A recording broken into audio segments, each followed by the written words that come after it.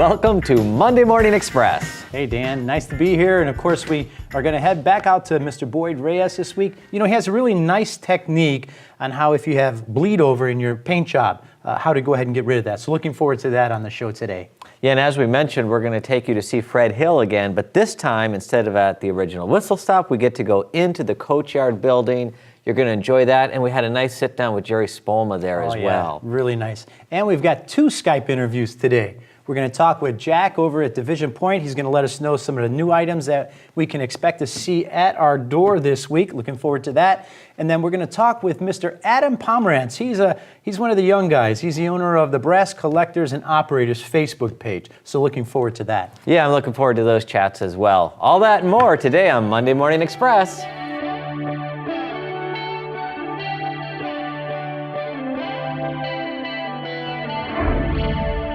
Before we've put this in the oven, one thing that we wanted to highlight was sometimes, you know, when we're peeling off our tape, sometimes if you peel it, you mentioned in the wrong direction, you can get a certain effect. Tell us about what we should be looking for here and how we do it. Well, what happens when we peel off the tape? Let's just say this. This is our example. I put a little bit of paint right here underneath, on top of the black line. As we're peeling off our tape and exposing we can end up with something like this where it bleeds underneath. Let me peel off this one too. See it even more. Yeah, like that. So you see the little point to it. We see the little effect right there, right? So you see to where your tweezers there. Yeah. So to remove that before it goes inside you want to take care of this now because later on it's going to be a pain. So I'll just get a clean brush, a stiff, clean brush, and I sometimes use it. They're cheap brushes. You can pick them up.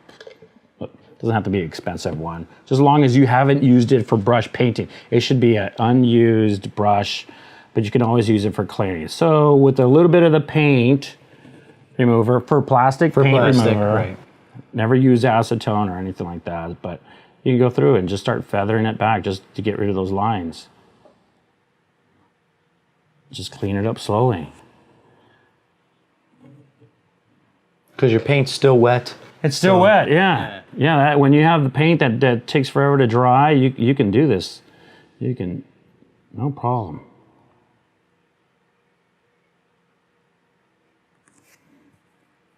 You see how I'm removing it on a paper towel? And you'll end up with a cleaner line. That's why I wait like a full day before I put on the next coat, because the color underneath it can still take the harm from, or take the punishment of the stripper.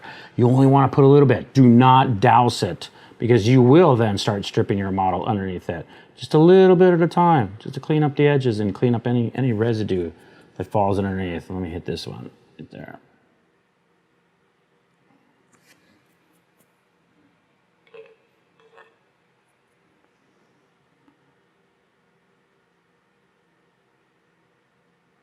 So when I'm painting like 8 to 10 cars at a time, by the time I hit that 10th car, it could already be, you know, close to 45 minutes. Right. Before I peel off the tape after I've gone back. So let's peel it off, see what we got, and see what we get. So the wider tape on the outside is protecting pretty much the outer portion, and the actual stripe where we painted is protected by the thinner tape.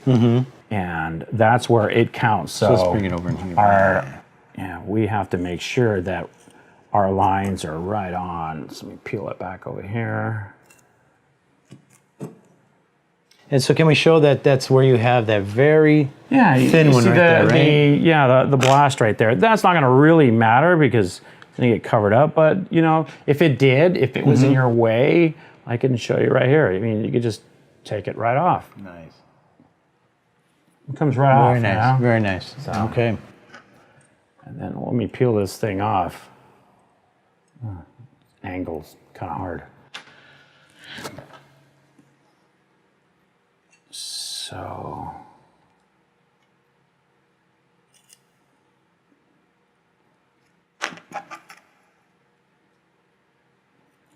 I always pull inward like this, pull Towards in. the paint. Yes, that way it doesn't pull the paint over the exposed area. You're gonna have a pretty clean line. Yeah. That was pressed. When I laid down my tape, I made sure to press it down, to push hard along the surface so that way it can grab. So pull it in. Yeah, it's binding. And let me just take off this one little piece of tape.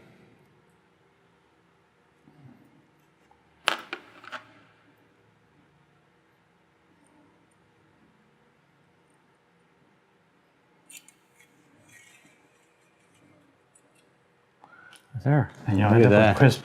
So if it did overspray, like let's say right here, you see that little section right up there, just wipe it right off.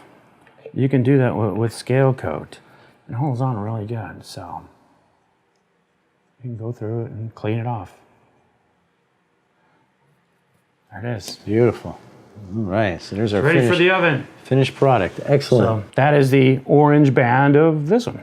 Okay, so let's just explain while we're here, though. So we've got our orange on. The next step would then be Decals. Or the brown. The brown. Right. So we put the brown on there first, and then the next step would be our decal. So it's going to be in the oven for another day. Another day. Right. So make sure everything's cured, nice and strong on there, and then Shoot the brown, and there for another day.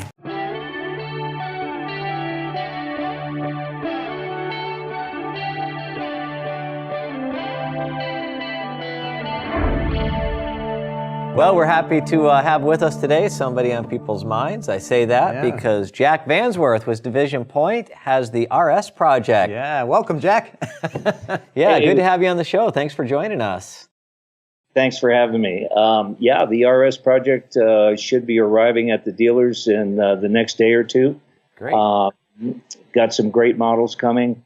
I did short a couple of my dealers, so you'll see a mini, I'm calling it a mini rerun of certain railroads, along with some new stuff, either paint jobs or stuff that we've done in the past, but that could be updated with newer paint jobs, different paint jobs. So you'll see that out on the on my website. Yeah, I think you mentioned the AT and SF and the Southern Pacifics specifically, but any of the others on there, I think we're showing that list that we want to add to. We can go ahead and do that. I think EJ&E is going to be on there. There's some Lehigh Valley. There, you know, basically for the dealers, tell me what you want, and you know, if we get enough orders to build it, which I think we probably will, I'll add it to the list, and everybody will be happy. I hope at the end of it. So for our viewers, tell us what you want, and then we'll tell you, Jack, what we want, and then we'll get it built. That's exactly right. Very good. And along with that project, which I'm calling a mini run of RSDs, we're also going to do the Baldwin DT6 2000 center cabs. Right. Pretty much a repeat of the project we did in 2004. I think it was quite a while ago now. Very hard to find models. We got some new paint jobs to throw in there, a couple of new types. Going to be a good project, not a large project.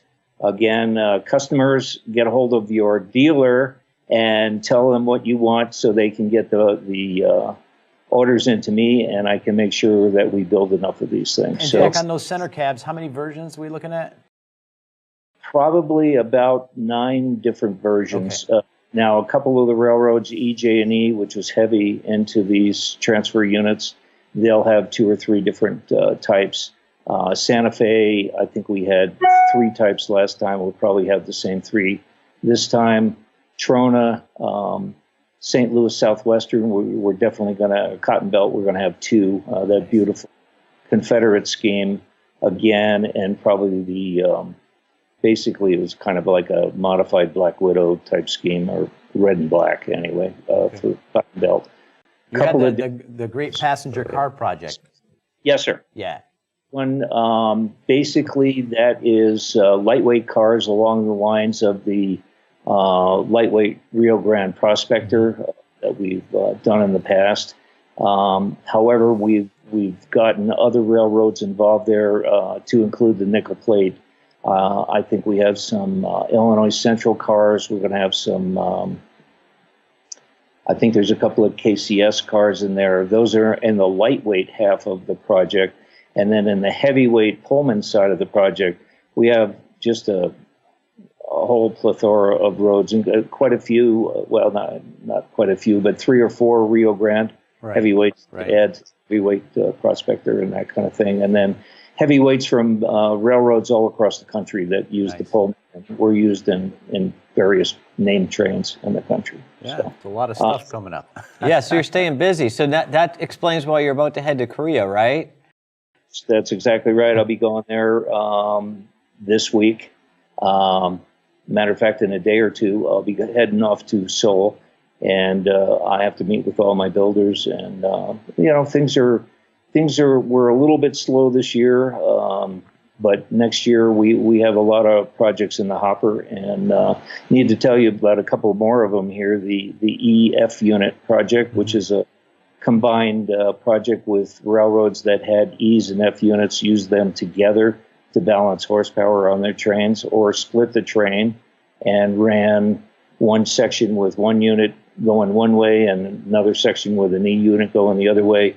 SP&S comes to mind on that. Going to be offering those. Are you going to package those? You're going to package them together? Yes, we are. On the ones that, there's 3 or 4 different roads that ran them that way, either with a 2A units, EA and a FA, or an EA and a FB. Sometimes they ran that way. And of course, then they stayed with the train. But instead of using 2 E units, because a lot of times that overpowered, that was too much power for the passenger train. Yeah. So anyway, they balance power. So we're doing that. We're going to do F units from the F2 all the way to the F10 for various different roads. And that kind of does it. Oh, the E4 and E4 through the E9. I wanted to show you just real quickly here. Sure. I got the mock-ups for the nose of the E4. I don't know if you can tell a whole lot from that. Nice. Very nice, very exact. Very exact. These were done from computer files, so they're computer aided. Nice. And I actually have a photograph of the real nose of an E. I think it was an E4, and shot from the top, excellent angle. You hardly ever see anything like that, but it was superimposed over these mock-ups, and it's dead on. It's exact. So I'm pretty happy with those. That's what we're going to use to build the E units. We're doing probably the E4 through the E9, various roads, not very many. Doing the E5s, that's kind of a favorite of mine. The Fort Worth and Denver, CNS and CB&Q. We're going to do those plated units with this new enhanced nose. So that's coming. So Jack, it looks like 2018 is done. You can mark that off the book already. I need to squeeze these things in because I've been ready to explode, trying to tell you these guys, tell everybody this stuff. But so for those of us with short-term memory loss, we have RSs about to hit, and then we got more RSs, and we got center cabs. Center cabs. Yes. Hey, did you have a few of those RSs to show us? Yes, I do. Let us see them. This is the later RS. I don't know how good my camera is going to be, but nice. That's nice. Later RS with the shutter guards that they put on them. Very nice. Yeah. Okay. Looks good. This one I think is really cool. I didn't even realize that Penske had ladders on some of these things, but this one has the nose on it. Yeah, they really pop. Good. Look at that. Yeah. Yeah. And they did a great job on the antennas and brakes and everything else on those. So that's the Penske. Here's one that I can't even remember if we did it last time, but this is the Halloween scheme, Southern Pacific. Yeah. Very nice. Okay. And let's see. I think I brought a. Hey, I'm going to be checking the mailbox. I hope our order fits in the mailbox. EJ&E. This Yep. one came out Yeah, beautiful. EJ&Es, Great. yeah. These guys are awesome on their paint. I'll tell you, it's an awesome engine. Wow. And the last one, of course, because I'm in God's country. Oh, I have yeah, to beautiful. yeah, Beautiful. with the nail antenna on top. Uh-huh. Nice, great little piece. Boy, you're whetting the appetite. Well, we know the RSs are That's coming. right. All right? RSs, you should have those. They're in the mail, so Great. you Great. see the real. And it's a nice project. Yeah, I'm it is. proud of these guys. They do a excellent job for me. So Well, we're looking forward to Yep. getting those here. And Jack, you got your hands full, but Yeah. we certainly thank you for taking a little time out and bringing us up to speed. We haven't had you on in a little while, so we wanted to, and it shows because you have so much that's going to be coming here in the near future. Hey, fly safe. Snap a few photos for us if you can when you're Yeah. in Korea. We'd love to show them on an episode when you get back. I have a few from last time. Send them who, over. Take some say- more. Yeah. Maybe we'll What's even Skype from there one day. Oh, we could. Yeah, that would be Let's great. see, or some of the guys at ATM to come on. Definitely. We'd love You know, it. We'd love that it. that might be fun. All Okay, right, well, buddy. hey, Send them our thanks for- best, all right? We'll All right, talk to you thanks, later. Jack. Thanks. I appreciate you guys, putting the word out here. Apparently, some people still don't know I exist. Sounds good, buddy. Well, that was a nice. Where's Dan? Oh, well, he went to go check and see if the RSs are in. I don't think they're here quite yet, but we're hopeful.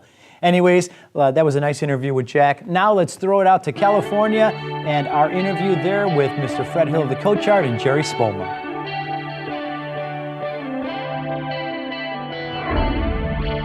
We're here with Fred. We got to meet with you at the Whistle Stop a little bit ago, but thanks so much for inviting us down to the Coachard. Well, good morning on a Monday morning. Yeah. And where we're hard at work, I say we loosely because you're hard at work on these plans, the GODs for the M10,000. Tell us a little bit about what you do when you're looking at these. Well, these are what we call GODs, or general overall drawings. I'll move this mug out of the way. Yeah. And you were showing us something on this one. Yes, and basically what we're looking for, these drawings are drawn 1-to-1. In other words, 1 inch to 1 inch. And when I get them for review, I have them done in 7mm, which is equivalent to about O gauge. So I can go ahead, or O scale, and I can go ahead and start taking different measurements to make sure that when we go to HO scale, which is going to be half this size, that everything's going to work. This is showing motor placement. It's showing swiveling on the trucks. We've got, this again is interior wood for the motor placements. But I'm looking to make sure that this is going to take at least a 32-inch radius. So this is how I start setting that up. I'm also looking for various lighting features that we're going to have in this equipment. I want to make sure that the equipment is going to fit inside the car body. So, and the grill work, we want it open. It's going to be stainless steel. It actually was chrome plated, which we probably will chrome plate. But just checking everything, the windshield wiper blades, that type of thing, for the making sure that it's complete. And then from this, we do the colored drawings. We call those the exterior GODs. Where now we start applying the lettering to this. We start applying all the various colors. We sent them the color material. They go ahead and prepare the chips. They send them to us for our approval, and the lettering styles. So that's the phase we're into right now, is the exterior colors on this project. And who does the drawings, Fred? Okay, the initial drawings are done by Dave, my partner. Okay. And he does those in SolidWorks, but in Korea they can't use SolidWorks. So they are converting those to a 2-dimensional drawing. And this is what we get from them. So now we take this drawing and match it to Dave's drawings to make sure they're both, the dimensions and everything are correct. So obviously you're looking primarily to see if there's any errors in the model, but also I think you had mentioned when we were chatting earlier that, like you say, you might have to make some minor adjustments just so it can run on a track. That is correct. At this phase, we're again making sure that we're both on the same page. And now I start looking for the detail of things that I have to adjust for going from prototype to model form. Yes. And you mentioned earlier before, but it's not just you, but you have, whether it's Historical Society or others, you'd mentioned before, that help you with accuracy. Correct. I've got various cadre of individuals that do help us. One in particular on this project is Bob Darwin. He's very much known a historian of the Union Pacific Railroad. He is probably a person that knows this type of power best out of anybody that we know. This project, we started working on it 25 years ago. Wow. And it's taken us this long to find the correct drawings, or else Bob would not have anything to do with this. It had to be from the original plans, which we finally did locate 5 years ago. Amazing. Some people don't realize how long it actually takes. You know, we're worried about getting the physical model, but all of the legwork that goes into it prior is just phenomenal. But that's the part that Dave and I enjoy the most, Oh, the research. We love doing the research.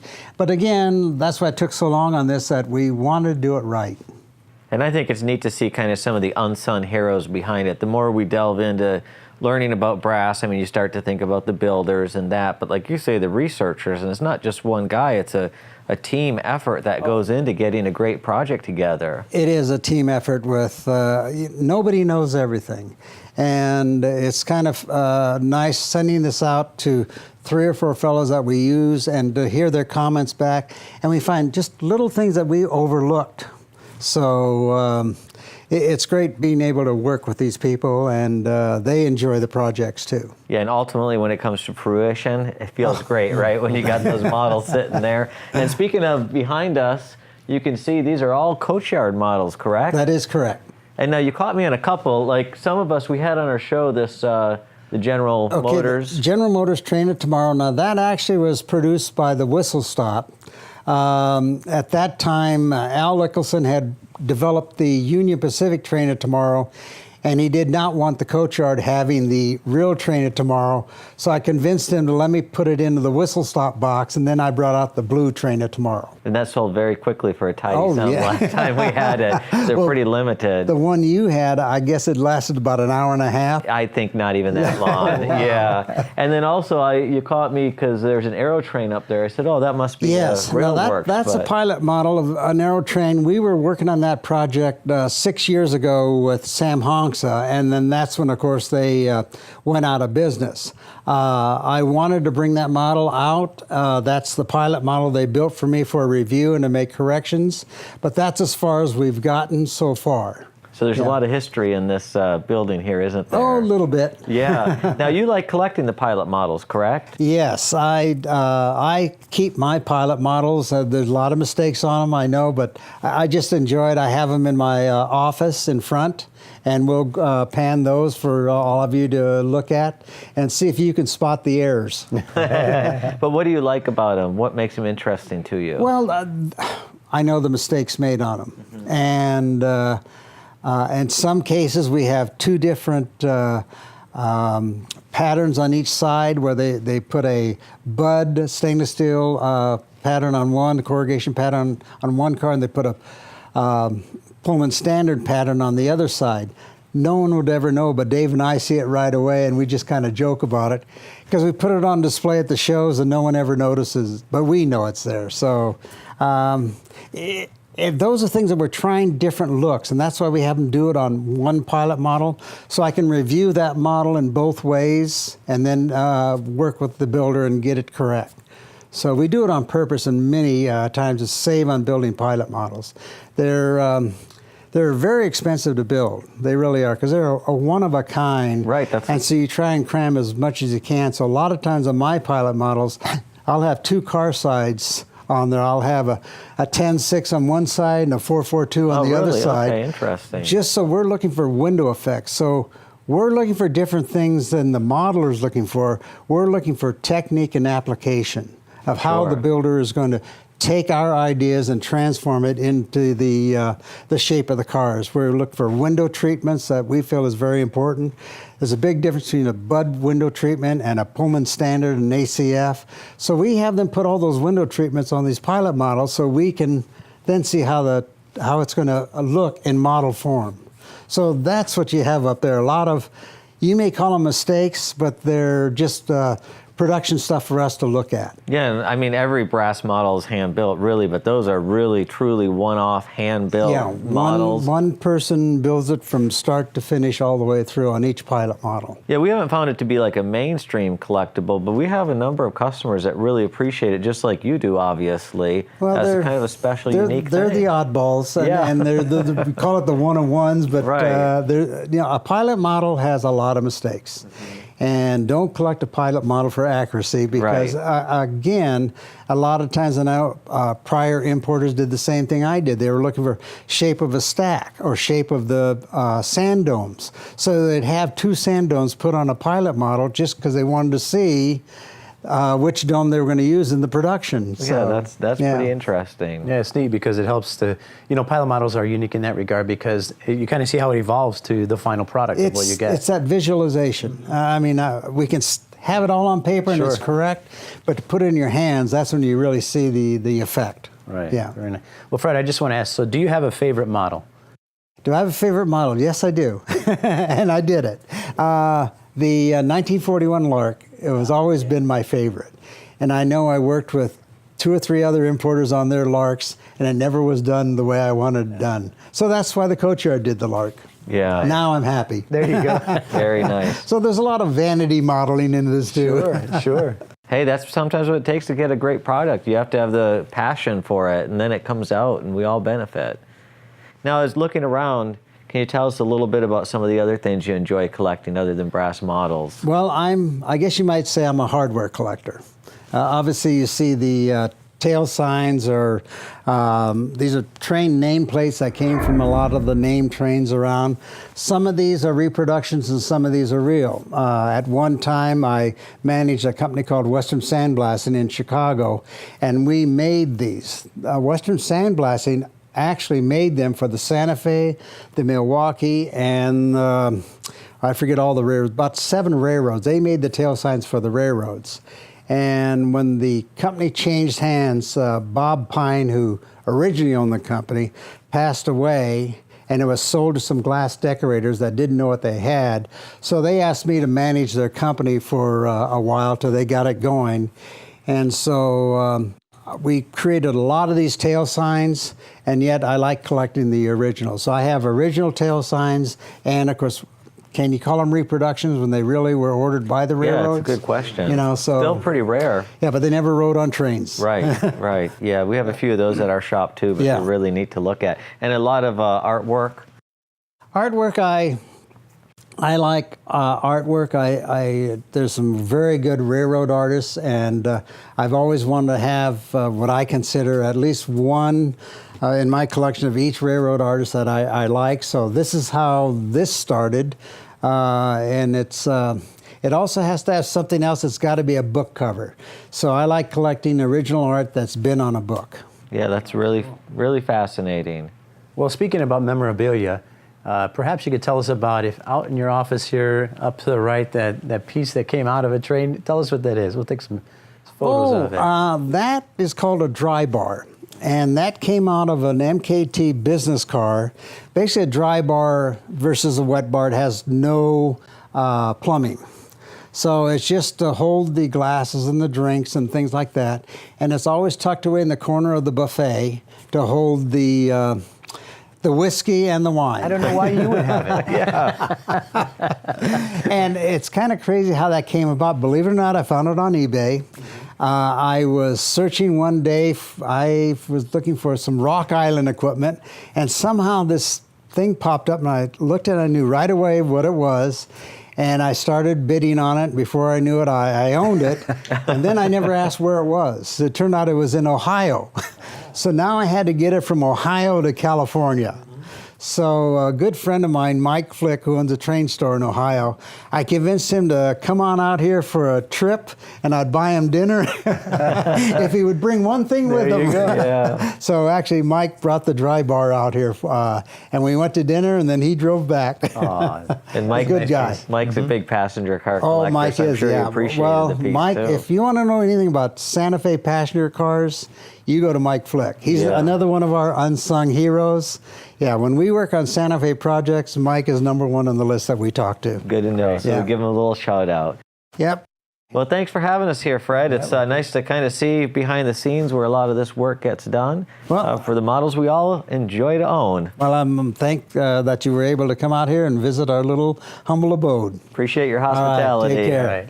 And have that second cup of coffee on Dan. That's right. Here we are with Jerry Spoelma. And Jerry, we promised in a previous segment that we were going to take a look at some of your models that you've done in the past, and we have really 5 of them out here on our table, and something a little special about each one of them. Why don't you tell us a little bit about what goes into, for example, the K27 over there, 453? Well, it's a little dirtier than some of the other ones. But one of the features I liked in the photographic evidence I had was the it looked like somebody walked around the engine with a spray can and oversprayed, and I tried to duplicate that. This represents 453 just before it became the Durango switcher, and it was getting pretty beat up by then. But when I model or weather, I try to accent certain areas like the side filth rods there? on the side rods, the mechanism, and pick up the lower details. The sides of the tender and the cab sometimes is a lot less weathered than the frame. Every engine is a little different. This is one of my slightly heavier weathered. Fred's always telling me not to overweather. Yeah. But I wanted to look like an engine that was still in service and maintained to some point. And some of the other ones are much cleaner. And we'll be looking at Yeah, so these C17s here. C17 is dating probably somewhere around the 1910, 1915 era. And it's a model of an engine that was made famous for at least railroad, Rio Grande fans. It's a engine that was featured in Fred Juke's photographs. And it's a C17. It's been backdated from a more modern engine. We rebuilt the smoke box, shortened it, took off a lot of modern equipment. And I wanted it to represent an engine that's more maintained than the others. Back in those days, you had people that could work on their engines. They kept them a lot cleaner. And the lettering color, I'm not sure. I think it's correct, but at that time, it could be either that or white, Right, very maybe nice. even aluminum. And you mentioned a bit of a challenge sometimes when you got all these different colors going on here. The smoke box compared to the boiler jacket being green and the cab roof a little bit red. So you got to separate all those in the painting process. Yes. I usually, as a rule of thumb, I go with the light color first and then mask it and go on to the next in the case of the green boiler jacket. And I usually leave the roof to the end. Some of these have a removable roof, which makes it easier, but I don't think those do have. You can get into quite a heated discussion as to what color Rio Grande green boiler jackets are. I don't think you'd find 2 engines on the railroad that had the same green, which was ever available. But I since tend to go a little darker in color, but that's a good match, I think. They look absolutely beautiful. And you do the coal work and everything too, all the loads? The coal is crushed coal. I have several containers of different sizes, and I glue them in place with water with a wetting agent and something like Will-Hold glue, white glue. I can shape it the way I want it and then spray the water and pretty much glue it down without disturbing it. Gives me a lot of leeway. Very nice. And now moving on to what we have here in the center. So this is I believe it's a K28? K28. All right. So now something a little bit unique about this one, and if you were explaining to me earlier, as far as the painting process and the clear coating and everything, as far as we look at the boiler jacket, it seems to be a lot shinier than, for example, the cab roof. Yes. Years ago when I was in Durango, when I first got interested in narrow gauge, I observed our locomotive, and I realized that an engine, weathered or not, is not either all flat or all glossy. There are certain areas that tend to be more shiny, more sheen, particularly the sides of the tender and the cab, the boiler jacket, particularly the lower part of the jacketing. Other parts are dead flat, so I try to combine those. The mechanism quite often much more weather beaten, although the rod grease tends to add some color to it. Sides of the cylinders tend to be also a little more on the shiny side. A lot of it has to do with the different material used in the metal work. And the 453 is a little more overall weathered. The 417, for example, is much more clean, but you'll find some dead flat areas on that. And it's a good way to highlight certain detail areas, particularly the mechanism, which on Ks can be quite detailed. Yeah. And for example, you were explaining to me too that you can't just, mask off and spray this area with a gloss and this area with a flat. You kind of have a blend of sorts at times, right? Yes. I often, when I'm finished with the weathering for the last time, I'll clear coat the model. Actually, I clear coat in between. I work in several layers, so I clear coat each time. But I'll hit the flat areas, and I'll hit the gloss, but then I will blend the two with a very very thin mixture of mostly thinner with a couple of drops of flat and gloss, and that will leave the shiny areas shiny, but it'll just take the high gloss off it, and it'll leave the flat areas flat, and it kind of blends the two together so it doesn't jump out as a dividing line. Yeah, it looks So these are spectacular. It looks so real when you look at these. It just looks so real when it's like that. So I appreciate that when I'm sitting here looking at these models. I suspect that there will be some out there that might have a controversy in the color of the jacket. A lot of people think it's black. I think it's a color, and I have seen color photographs that suggest both ways, depending on the light. So I wanted something that didn't jump out at you too much. And I haven't heard anything back, so I guess that's okay. The main thing is the owner liked it, so that's all I'm concerned with. Speaking of owners, Jerry, I mean, I know you have a lot of fans of your work, but I'm looking at this first piece here. That's a Sofui serial number 3 AC6, extremely valuable piece. So that's quite a compliment to have somebody bring that to you and say.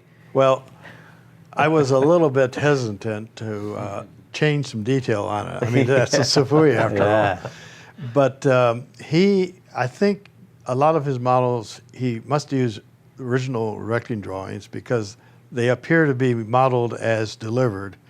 And this engine was built more or less that way, but it was painted and it was lettered for modern Southern Pacific with the silver front and large lettering. And by that time, the piping was completely different. So I asked Fred, why don't you let me backdate it? I'll strip it and redo it. And I rebuilt the front. I added the pilot plow and a hose reel and a few things. I think I widened the sheet metal that's below the cab and on the deck there, and made it a slightly later version, but in the original lettering scheme, which had the piping that he used. Otherwise, it would have been a major overhaul. And I try to represent a model for the period it was built for, and that's one of the things I enjoy doing research on these. And this engine, the yellow K28, was only a short period of time. I think only a couple of years. Still unique. Very nice. I was talking earlier, I was asking you, do you have any idea how many models you have painted? And the answer was? Well, I think at one time I counted 600 plus at Bob DeWitt's. Just at Bob's. And I had weathered most of those, and a lot of them painted it. But and then there's everybody else. Yeah. I forget how many is in this collection of narrow gauge, but I did those for Dr. John Aiken. And I suppose I should have kept a record, but you guys came along too late. Yeah, right. Well, it's really some spectacular pieces, and for those in the audience, if you own a fine weathered model, it's you might just have been done by Jerry here. So some nice work you've done. Well, Doc Aiken's collection has been preserved, which is good, and I'm amazed. I still get new people all the time. That's awesome. Well, you've done a fine job, and we certainly appreciate your work and taking a little bit of time out with us here to show us some of these fine pieces. And we look forward to seeing more from you in the future. Well, it was good to come see him. I know there's Give you down a the chance street, to come but- to Fred and see him, huh? All right. Well, thanks so much for joining It us, was good to Jerry. see you Appreciate guys. it. Nice Jerry, to meet you. appreciate Good it. to see you All right. again. Keep up the great work, buddy. Thank you. All right.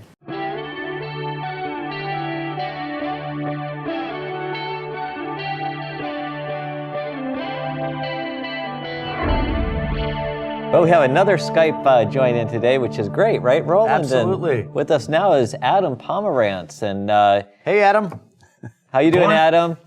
Adam, you're the founder and also kind of control the lead administrator of the group behind us, the Brass Collectors and Operators Facebook group. Yeah. And we just wanted to commend you on helping promote brass in that way. I know you have some brass-trained celebrities on there, and I mean, you know. Hey, wait a minute now. And we're not just tooting our own horn. Tell us some of the guys that are on your group.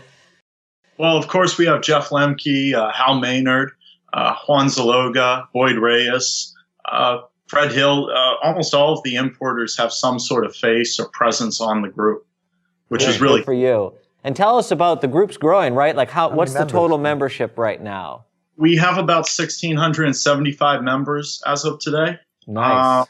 And there's always people trying to come in. We have a small questionnaire form that people fill out. And generally, if they at least try to fill it out, they're welcome to join, beginners, pros, wherever they are. Yeah. Great. Hey, and I just wanted to say, we had Juan and Boyd on the show last week, and Juan was getting some fan mail because he's a celebrity now. He's been on the show. The guy does amazing work. He does. It's great. phenomenal. Great stuff. And anyways, Juan had made mention individuals trying to get a hold of him. They could go right to your Facebook page, and guys there, they talk a lot, so which is nice, and they get some nice tips and tricks also from that. So it's really a nice service that you're providing there. Right. Well, thank you. It's a great community. I know I've become great friends with a lot of the members. Boyd Reyes was kind enough just a week ago to send me some parts for something he worked on like 25 years ago. And I was missing just the smallest thing, and he got it in the mail, and everybody's just so nice, and it's a great place to talk. Yeah. So A really good group of guys. Yeah, and you do a good job keeping it on target, and it's very positive. Do you want to give a little shout out? Do you have anybody else that helps administrate the group? Alex Bays has been my other go-to administrator for the last about 2 years now. And he works with Fred Hill out in California. So he sometimes has a lot of insider info and sometimes posts announcements for Fred, which is really cool. So now tell us, you're a young guy, and right now you're at school? I'm at school, University of Delaware. All right, very nice. Hey, that explains why there's not trains on the wall. Like why you don't have all your brass showing behind you. That's okay. And we know you're not majoring in brass, but something close. No, finance. There you go. That way you can buy more brass. Yeah, trying to figure out how that works. but- Yes. Trust us, it works. Just buy Good. it. Absolutely. So Adam, we just got off from Skyping with Jack at Division Point. The RSs are going to arrive any day. I'm sure you're excited about that. We talked a little bit about the E units, and I know there's a particular E unit that you would like to see built, correct? Yeah, Jack has talked about this in his emails before, the 1939-1940 World's Fair E units, which were at the General Motors Pavilion. There's not many photos out there, but if you look at them, they're incredible because they're very similar to the Overland GP40, whatever it is, with the cutout sides that was at the 64 World's Fair. So you're going to see all that engine compartment detail, which will be really neat. Well, let's start it. Here on Monday Morning Express, let's see it get built. So we're asking for two things. We're asking for interest, and if anybody out there has any photos, send them in. Yeah, absolutely. The more the merrier. Excellent. Great choice. You have good taste, Adam. I'll take one too. Good. That's two. I That's wonder it. how many we need. That's it. Need a few more, but I'm That's sure we can all. get them. Very nice. Well, hey, we also wanted to take the opportunity. We know you were talking about getting some guys together to invite you to come down one day to see us here in Florida. You know, weather's a lot warmer, especially this time of year. Yeah, And there's a lot more It brass is. trains than there are in your dorm room there. you're right. Yeah, there's none here. I'm trying to get a group from the brass collectors and operators group that I run to get down and see you all in Florida. Bug you guys for a couple days. Well, we'll tell you problem. this. Not only are you welcome, but we're in the midst of a massive remodel, which will make your trip Awesome. well worth it. And we have a huge stock. So come on down. And we'll show some of our viewers more of that remodel in the next few weeks. That's so. a nice little surprise we've got coming. Looking forward to seeing it. All right. Well, hey, Adam, we certainly appreciate you taking out a little bit of time, and certainly we want to commend you for all that you're doing with this group on Facebook. It's so nice to, it starts small, but boy, that community just keeps growing and growing, and kudos to you and Alex there for all that you're doing. And if any of our viewers want to join the group and they're not on there yet, I'm sure they can just go to the site and send you a message to join, right, Adam? Yeah, absolutely. When you go to the site, you'll see a little join group button. You can actually see it behind you right now. Just click it, and there's a small questionnaire, 3 questions, very basic. If you fill it out, I'll let you in. We'll keep those numbers going. Keep up the good work, Adam. Thanks for joining us. Thank you. All right, See you buddy. soon. I'm Reed Dennis, and you are watching the Monday Morning Express. Welcome back, Dan. Still not here, but Still not they'll be here. here any minute. I know they will. I have faith.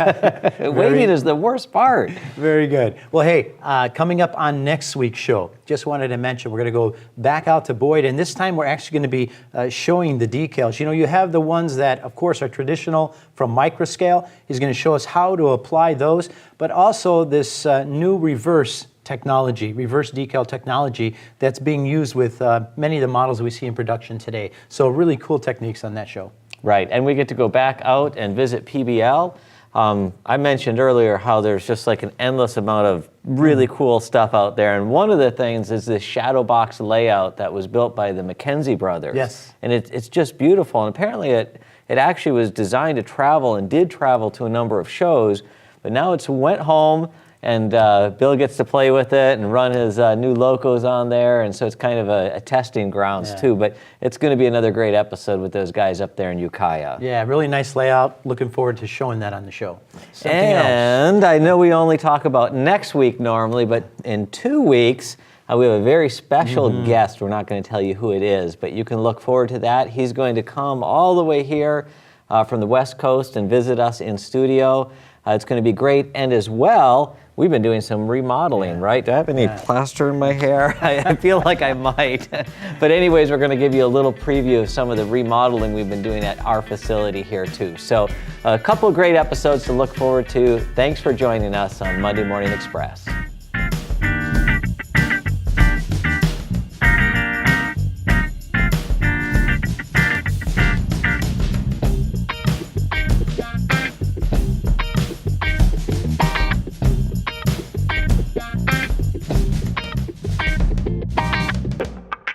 Thank you. All right, See you buddy. soon. Hey, and we'll get you a All mug. right. Yeah, look at that. You're going to have a mug now. Yeah, I was thinking about that. I have my season 1 one at home, but Yeah, what kind of mug is that? Does it even have a train on it? No, it has a nice scene. You can put this on any layout. Okay. Yeah, I think we need to get you a Monday Morning Express Season 2 mug. Yeah, the season 2 is nice and big for a college student. It is. That's right. There you go. For a college student.